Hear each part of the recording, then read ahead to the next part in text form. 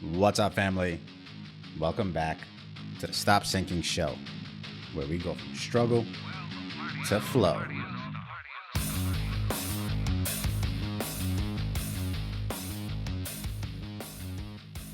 I constantly witness principles that I can recognize and apply within one facet of my life that is so clear and obvious in the help that it would provide in other facets of my life if I could apply it.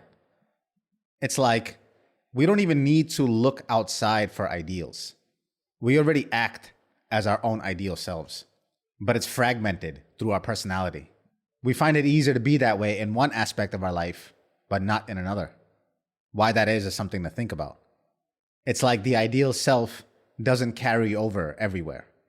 But the point is, you don't need examples from the outside of how to be. You can just look at the principles that you are easily applying in one area and apply it to another area where it is more difficult for you. You are already behaving as your own ideal.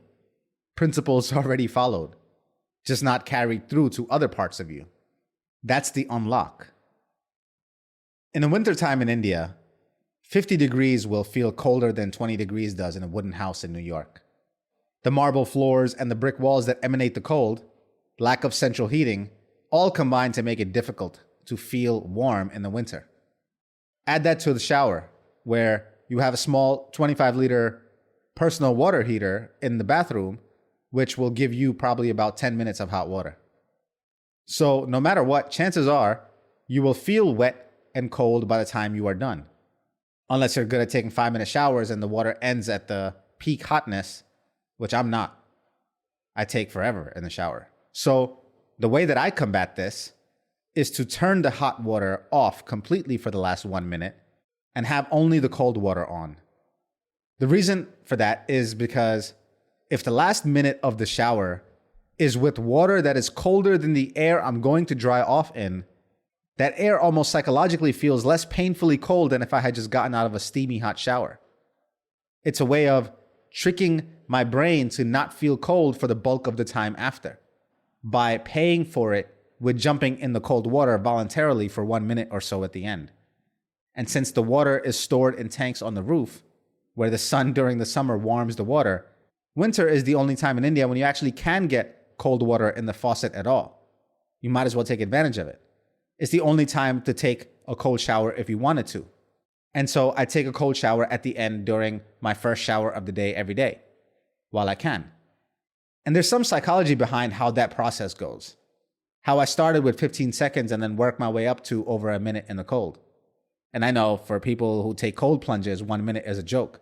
But I'm not in a tub and definitely not wasting 5 minutes standing in the cold shower. Regardless, the point is, I had to work my way up to standing in the cold. And even the process of first turning it to complete cold water and jumping in it, there's a mental component to that. You can overthink it.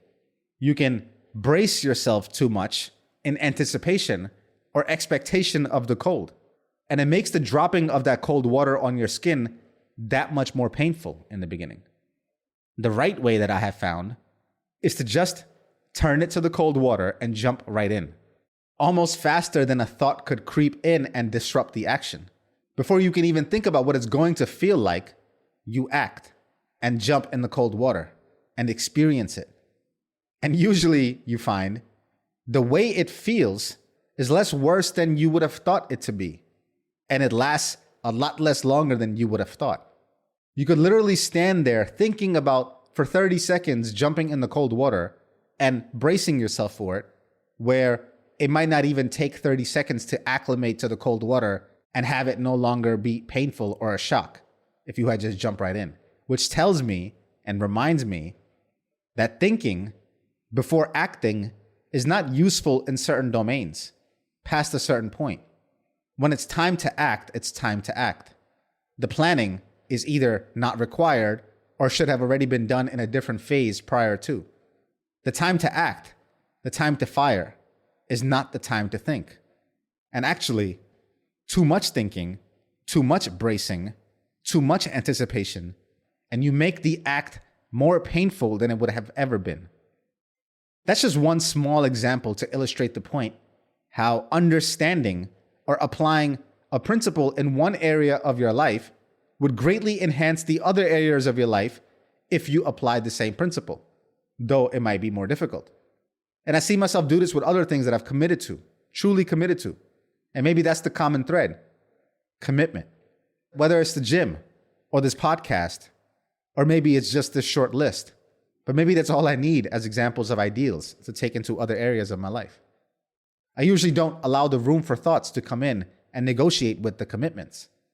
If I have slated for this to get done, it gets done to the best of my ability that day. I don't take any shortcuts. I don't lower the intensity or the amount of workload. I do what I can, but according to what I expect and have committed to. It's not up for negotiation. And quite frankly, any room I have ever given for thoughts to come in and negotiate almost always leads to a lowering of my standards. If I can tell myself even once, and I have, that it's okay to be late on this podcast, I have now opened the door to be late in the future weeks until I can reaffirm my commitment again, which is not easy to do. It takes a lifetime to make real commitments. Commitments are an existential crisis. That's why 100% of the time is easier than 99% of the time, because you invite that question. Do I have to? The negotiation. Will you? What about not today? What about tomorrow? And in those things, once committed, any voice that opens the door to negotiation again seldom makes the commitment even stronger. Once committed, your only job is to act. Just show up and do the damn thing. Jump in the cold water. When it's time to jump, it's no longer time to think. Commit. As it is said, until one is committed, there is always hesitancy, the chance to draw back, always ineffectiveness. Concerning all acts of initiative and creation, there's one elementary truth, the ignorance of which kills countless ideas and splendid plans, that the moment one definitely commits oneself, the providence moves too. Your destiny will take your lead. And wherever you set your sights to and act with true intention and commitment, the protection comes with you too. No need to second guess there. No room required to think. Just jump. I love you, family. Stay true always. I'll see you on the next show.